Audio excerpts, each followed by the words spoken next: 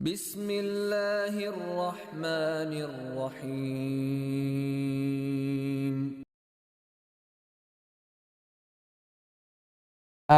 Nabiyyu sallallahu alaihi wasallam, adalah kebiasaan Nabi sallallahu alaihi wasallam, idzan sarafa min salatihi, kalau beliau tuntas mengerjakan salatnya, istaghfara thalathan, beliau beristighfar 3 kali, menyontohkan kepada kita istighfar 3 kali. Jadi amalan pertama pasca salat, assalamualaikum warahmatullahi, assalamualaikum warahmatullahi. Anda mau lengkapi sampai wabarakatuh boleh, gitu kan? Anda mau assalamualaikum sampai situ boleh. Jadi boleh singkat assalamualaikum, boleh. Kalau di madzhab Maliki itu biasanya yang salam pertama assalamualaikum, kemudian yang kedua assalamualaikum warahmatullahi, ya. Kalau Anda mau assalamualaikum warahmatullahi boleh, sampai wabarakatuh juga boleh, ya. Itu luas sekali babnya, sudah saya terangkan di bab fikih salat yang lalu.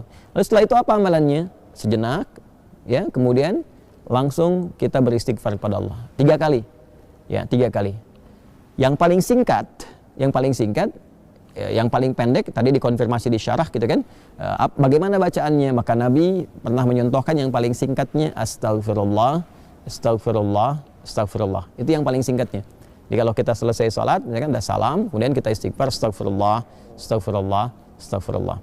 Kalau kita mau misalnya lengkapi juga, ya, dengan mau panjangkan misalnya boleh astagfirullahaladzim, astagfirullahaladzim, astagfirullahaladzim. Nanti ada terusannya tuh, alladzi la ilaha illa huwal hayyul qayyum wa atubu ilaih. Boleh, ya. Jadi kalau misalnya buru-buru, ya, harus segera berangkat dan sebagainya, silahkan.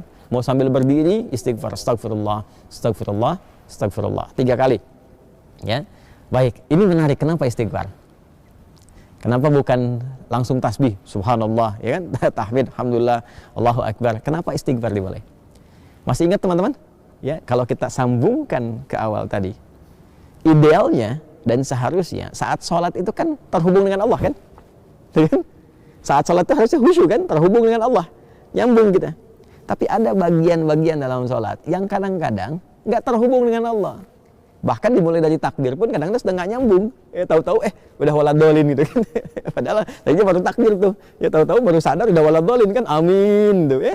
Nah, itu sesuatu yang kurang dan akan dilengkapi. Maka ketika akan melengkapi, adab pertama kita minta ampun dulu sama Allah. Seakan-akan kita mengatakan begini, ya Allah, ampuni hamba yang seharusnya tadi dalam sholat, ya, hamba bisa maksimal terhubung denganmu, tapi ada bagian-bagian tertentu yang kurang maksimal. Maka sebagai adab kita istighfar, astagfirullah, ya Allah saya minta ampun, ya Allah saya minta ampun. Ini kaitan dengan sholatnya, ya, ini kaitan dengan sholatnya. Ini bagian yang pertama. Baik, yang kedua ada kaitan juga nanti dengan pembuka kedoa.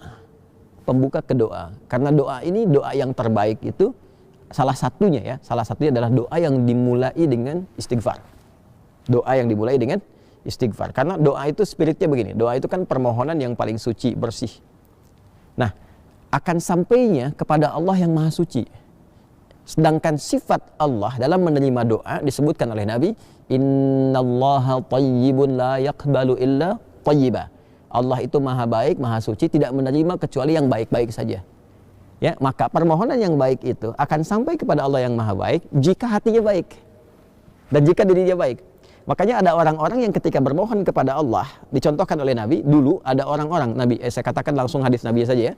Qala Rasulullah sallallahu alaihi wasallam bima ma'na atau kama qala Rasulullah sallallahu alaihi wasallam, thumma dzakara ar-rajula asy'atha aghbara yutilu as-safara, ya kan? Yamuddu yadayhi ila as-sama'i fayaqulu ya Rabb, ya Rabb. Faqala Rasulullah sallallahu alaihi wasallam, anna yustajabu li dzalika famat'amuhu haramun wa mashrabu haramun wa ghudhiya biharamun fa anna yustajabu lidzalik. Nabi mengisahkan seorang lelaki yang menempuh perjalanan panjang yang diniatkan untuk menaati Allah, itu berpotensi mengabulkan doa. Makanya kalau sedang safar banyak berdoa. Safar ke yang baik-baik, ya, bukan safar ke tempat-tempat gak jelas, itu kan.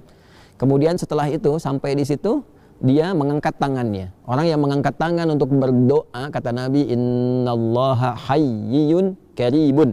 Sungguh Allah itu sangat maha mulia dan sangat maha memahami, ya, keadaan hambanya, ya. Maka ketika hambanya mengangkat tangannya, sulit, ya, untuk tidak terkabul doanya. Cepat bagi Allah mengabulkan doa. Demikian terjemah bebasnya kurang lebih seperti itu. Kemudian dia berkata, ya Rabb, ya Rabb, memohon dengan al-asma'ul husna.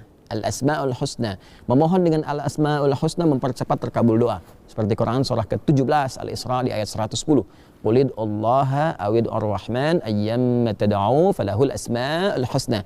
Sebut nama Allah, sebut nama Ar-Rahman. Kalau mau spesifik, pilih salah satu nama di Al-Asmaul Husna sesuai dengan kebutuhan kita. Jadi dia melakukan 3 hal yang seharusnya mempercepat doanya 3 kali lebih cepat dari keadaan biasa. Tapi komen Nabi apa? Kata Nabi, anna yustajabu lidzalik. Bagaimana doanya bisa dijawab? Susah dijawabnya nih. Kenapa? Mat'amu haram, sumber makanannya haram. Kan masyrabu haram, sumber minumannya haram. Ya, kemudian juga maaf, malbasu haram, pakaiannya haram, wa ghudhiya biharamin, dan perangkat hidupnya haram. Anna yustajabu lidzalik. Jadi yang haram-haram yang bisa bersumber dari maksiat, dari kesalahan itu menutup, kadang-kadang jadi hijab.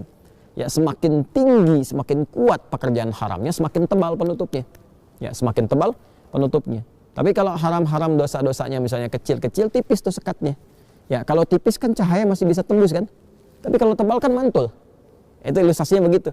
Ya, sedangkan Allah kan pemberi cahaya, nurun ala nur. Ya, ini cahayanya nggak bisa nyampe tuh kalau Allah berikan, nggak bisa tembus ke kitanya karena hatinya bermaksiat. Maka untuk membuka itu dengan istighfar. Astagfirullah, astagfirullah, astagfirullah. Makanya kalau orang rajin istighfar tuh, dulu saya pernah ceritakan kan, dan viral juga kisah ini ya di berbagai kesempatan. Orang rajin istighfar itu kadang-kadang belum minta Allah sudah kabulkan. Saya tidak harus mengulang tentang kisah tukang roti ya dan sebagainya gitu. Tapi itu indah sekali, latihan deh, latihan. Sampai istighfar itu di kebiasaan, bukan hanya pasca salat. Ya, di jalan bisa istighfar, duduk di mobil bisa istighfar. Ya, kemudian kita kadang merenung bisa istighfar. Itu kalau sudah menyatu dengan kepribadian kita, masya Allah, enak itu, enak, tenang, nyaman. Latihannya salat. Jadi istighfar memberikan fungsi sebagai adab permohonan ampunan kepada Allah karena mungkin tadi tidak sempurna dalam salat, ya kan? Lalu dengan kasih Allah itu diberikan pemaafan dan disempurnakan. Lalu yang kedua, pembuka untuk menyampaikan permohonan dalam doa kepada Allah yang barangkali karena kondisi tidak terkoneksi tadi, ya belum mampu, ya kita menyampaikannya sehingga tidak terjawab dengan maksimal, ya kan? Ya, karena itulah setelah sholat kita beristighfar, pembuka itu dicerahkan dulu hatinya, ditenangkan, lalu memohon. Makanya orang kalau udah istighfar, mintanya itu, apalagi kalau air matanya mengalir, doanya lebih khusyuk dipanjatkan dibandingkan dengan langsung berdoa begitu saja. Nggak percaya silahkan Anda cek tuh. Ya, ingat dosanya apa, ininya apa, ngalir air mata minta itu seketika itu cepat sentuhannya ke jiwa. Nah, karena itu nanti bab doanya terletaknya itu setelah itu. Setelah istighfar itu nanti ada doa pembuka dulu, ya. Nah, karena itulah setelah Anda berdoa, ya kan? Setelah Anda istighfar, ya kita istighfar, astagfirullah, astagfirullah. Kalau mau dilengkapi silakan, astagfirullahaladzim, astagfirullahaladzim, astagfirullahaladzim. Kalau astagfirullah itu yang paling pendek ya. Memahaminya jangan begini. Nabi kan katakannya astagfirullah, jadi harus begitu, tidak. Hadis yang lain banyak juga, satukan ke situ, ini baru satu hadis. Ya, dan astagfirullah kalimatnya itu syarah hadisnya. Syarah hadis ketika dikonfirmasi, hadis pokoknya mengatakan istighfar thalatsan, beristighfar 3 kali. Nggak disebutkan bagaimana caranya. Kalau kita ngaji hadis kita temukan ada 3 nih, versi yang pendek, versi menengah, versi yang panjang. Ya, memahaminya bagaimana? Kalau sedang buru-buru ya, kalau mau singkat astagfirullah, astagfirullah, astagfirullah. Kalau sedang agak santai astagfirullahaladzim, astagfirullahaladzim. Kalau mau lebih panjang lagi, lebih santai lagi astagfirullahaladzim. Alladzi la ilaha illa huwal hayyul qayyum wa natubu ilaihi, gitu kan? Astagfirullahaladzim alladzi la ilaha illa huwal hayyul qayyum wa atubu ilaihi. Atubu untuk pribadi, natubu untuk banyakan. Ya kan? Jelas ya? Jadi itu yang bisa kita katakan. Tapi 3 kali ini maksudnya sampai merasakan ke jiwa, bukan cuma di lisan. Ya, lihat, zikir itu sampai ingat, bukan sampai keluar. Jadi sampai ingat ya, sampai betul kalimat yang kita ucapkan mengingatkan kita dengan atau menyambungkan kita dengan Allah Subhanahu wa taala. Astagfirullah, astagfirullah, astagfirullah. Rasakan di hati kita sampai tembus ke jiwa.